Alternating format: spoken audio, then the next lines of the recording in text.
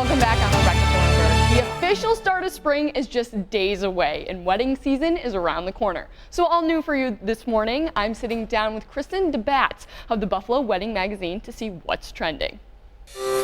People want a Pinterest perfect wedding. They want everything to be Instagrammable, from the venue to the centerpieces to the little details as well. They want those memories to last. They want to make sure that you're there as a guest, taking a picture, snapping a photo of yourself, and sharing it with the world. So they're not only having this wedding for themselves, they're having it for everybody out there on Instagram. It's all about how many shares and likes you can get.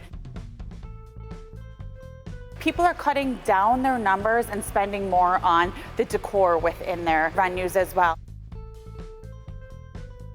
Different types of bouquets are in: succulent bouquets, clay flowers, boutonnieres that made out of pinwheels instead of your regular floral. People are having multiple dresses. Light and flowy is in right now instead of the, typical huge ball gown ones. Lots of detail. It's not just a bachelorette party anymore, it's a weekend.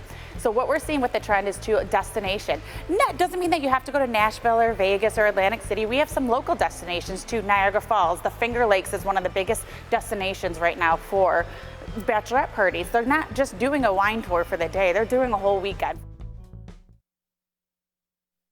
There is a Buffalo Magazine Wedding Expo coming up March 29th at the Statler in downtown Buffalo. And that brings us to our morning buzz. We wanted to hear from you. So Ed, would people scale back their wedding due to the cost? This is a really interesting conversation that a lot of people are having on Facebook with us right now. We want to hear from you about what you would think about this. I was just reading some of our top fans' comments. Megan Brandt says that they definitely did scale back on costs for their wedding. They were actually going to plan a full-scale wedding, she says, and it got to be so stressful, both emotionally and financially, that they even went on their honeymoon early and then just eloped.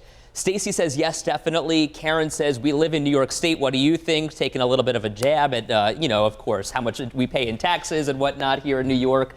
And then finally Veronica says that she did both times, meaning that she's had 2 weddings. Wow. So you got to cut costs somewhere, right? You do. It's all about the experience, though. If you have good food, that's what you remember. The DJ, when you're dancing, having a good time, and then even just the little cute moments from the bride and groom, or just the personal touches, I think really make a wedding. I kind of like that pinwheel idea. That's a really smart thing to do. Something a little different, you know, anything to make you stand out over your family members or your friends. Yeah, Brides unique. are all about. Rebecca, thank you. Yeah. Just ahead.